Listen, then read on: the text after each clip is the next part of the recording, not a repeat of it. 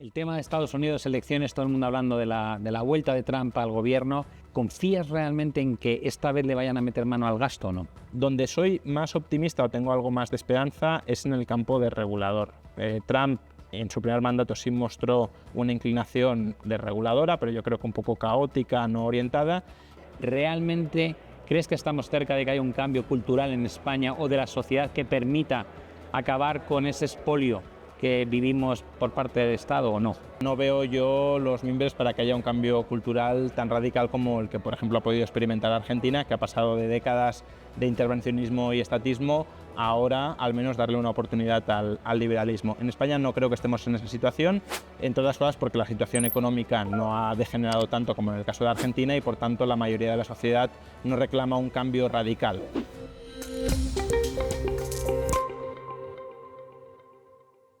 Bueno, bienvenidos al Andorra Economic Forum. Tengo el placer de poder entrevistar a alguien con el que he coincidido muchas veces, pero que es todo un referente y que creo que ha sido una de las ponencias más brillantes hasta el momento, que es Juan Ramón Rayo. ¿Y por qué el Estado ha crecido tanto? Pues una partida fundamental que explica este crecimiento aceleradísimo del Estado ha sido el desarrollo del estado de bienestar. Es decir, de la provisión estatal de servicios que antes proporcionaba el... ¿Qué tal, Ramón? ¿Cómo estamos? Como siempre, un placer compartir contigo un rato. Te voy a hacer preguntas rápidas. Muy bien. A ver qué me puedes contestar al respecto. Has hablado mucho de la sociedad española, del Estado, de la situación en la que nos encontramos. ¿Realmente crees que estamos cerca de que haya un cambio cultural en España o de la sociedad que permita acabar con ese expolio que vivimos por parte del Estado o no?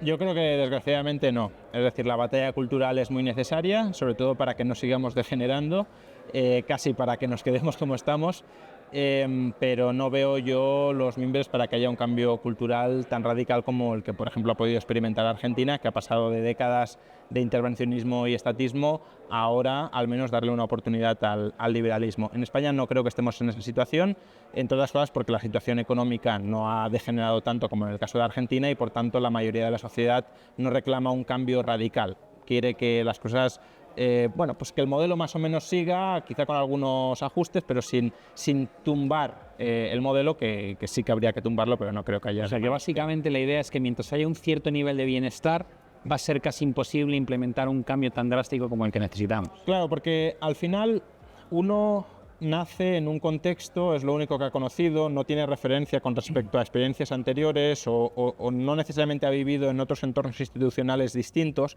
Entonces, la única referencia que tiene es lo que conoce. Si lo que conoce no le va radicalmente mal o le va medio mal, pero el coste de hacer el cambio y la incertidumbre de hacer el cambio puede ser muy grande, pues al final tiende a abrazar lo que hay, aunque lo que hay no sea lo mejor que pueda haber. Vale. El tema de Estados Unidos, elecciones, todo el mundo hablando de la vuelta de Trump al gobierno. Es verdad que tú mencionas, una cosa es lo que dice, otra cosa es lo que hace, porque evidentemente es muy disruptivo en la forma en que comunica. El hecho de que se haya rodeado de Elon Musk para buscar esa otra forma de, por un lado, atacar el gasto público, que es altísimo, y también buscar la desregulación como la forma de incentivar el emprendimiento, etcétera.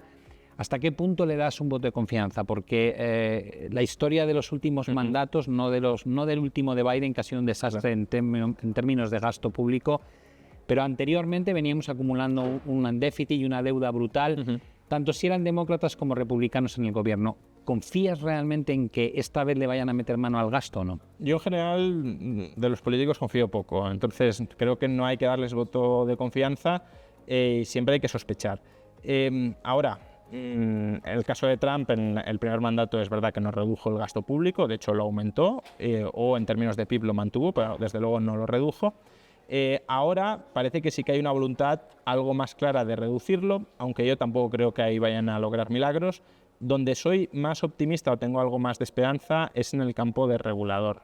Trump en su primer mandato sí mostró una inclinación de reguladora, pero yo creo que un poco caótica, no orientada, y ahora sí esa inclinación de reguladora la orienta a alguien que sí entiende más o menos el perverso juego que supone la regulación, como es Elon Musk, y no hay una pelea de gallos en el corral, que ese es un riesgo al que nos podemos enfrentar, es decir, que ahora se lleven muy bien, pero luego en el poder habrá choques, uno querrá hacer una cosa, el otro otra, y esos choques pueden terminar generando un incendio. Si más o menos cada uno deja de lado sus egos para ir en la dirección de reguladora mejor posible, ahí yo sí que creo que hay posibilidades de un cambio profundo. Eso significa que el gap entre Estados Unidos y Europa no solamente no se va a reducir, sino que se va a abrir. Claro, es que Europa, como Trump medianamente haga algunas de las cosas que ha prometido hacer, si ya se tenía que poner las pilas antes de Trump, ahora es que se tiene que poner, vamos, baterías enteras, porque pensemos, impuesto de sociedades al 15%. O sea, solo eso ya es un incentivo muy importante a ir para migrar a Estados Unidos. Pero si ya la desregulación que estaba matando a Europa, ahora todavía desregulas más, pues aún más incentivos para irte a Estados Unidos. Y si además, que no es una política con la que coincida, pero sí va a generar también esos efectos, aranceles, si tú quieres vender en Estados Unidos, has de producir en Estados Unidos, pues claro, todo eso junto, el incentivo a trasladarte de Europa a Estados Unidos es muy fuerte. Ya lo era y ahora lo será más. Por tanto, Europa o cambia mucho o se irá convirtiendo en un geriátrico cada vez más vacío. Última pregunta. Te he oído hablar de aranceles, del riesgo de que ante una decisión de imponer aranceles haya la respuesta contraria por parte de China, Europa, quien sea. ¿Cómo lo ves en el plano geopolítico? Porque hemos hablado de la parte económica, pero si Trump tiene unas características muy particulares es la poca diplomacia a la hora de hacer las cosas. A veces tiene razón en lo que hace, pero es un elefante en una cacharrería. ¿Cómo ves la evolución de la situación geopolítica que ya es tensa de por sí? Claro, ese es un campo que se me escapa mucho porque no me considero ni mucho menos experto en geopolítica. Es verdad que Trump tiene un estilo de negociación diplomática que es muy disruptivo, pero en el primer mandato le salió bien a la hora de estabilizar el mundo. De hecho, eso es verdad. Ha sido desde Jimmy Carter el primer presidente que no se ha enfrentado a ninguna guerra. Es verdad que uno podría decir, bueno, no se enfrentó a ninguna, pero dejó la situación hecha un polvorín y luego Biden se ha tenido que enfrentar a las consecuencias de ese polvorín que dejó sentado Trump. Yo no sé hasta qué punto eso es cierto, es decir, las tensiones con Rusia eran preexistentes a Trump, Hillary Clinton ya tenía una actitud muy belicista belicista de enfrentamiento frío o caliente, pero hacia Rusia. Y Trump hasta cierto punto ha llegado a distensionar, pues, por ejemplo, la relación con Corea del Norte con un estilo negociador muy bronco, pero al final logró más o menos pacificar el asunto, tampoco un gran éxito, pero desde luego no escaló.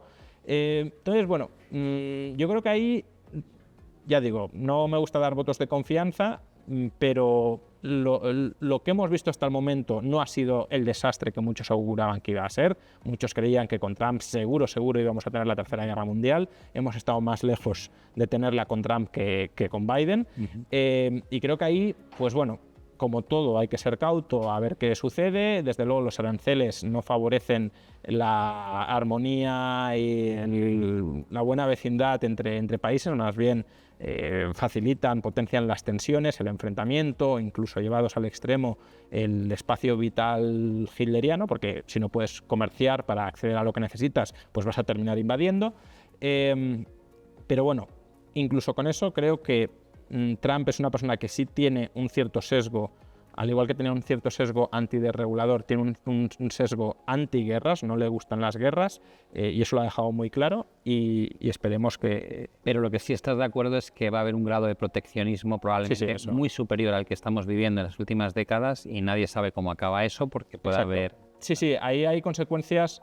O sea, Trump, desde luego, no pone los aranceles buscando ningún tipo de conflicto militar entre países, pero creo que no es consciente del grado de tensionamiento de las relaciones internacionales que una guerra arancelaria global puede conllevar.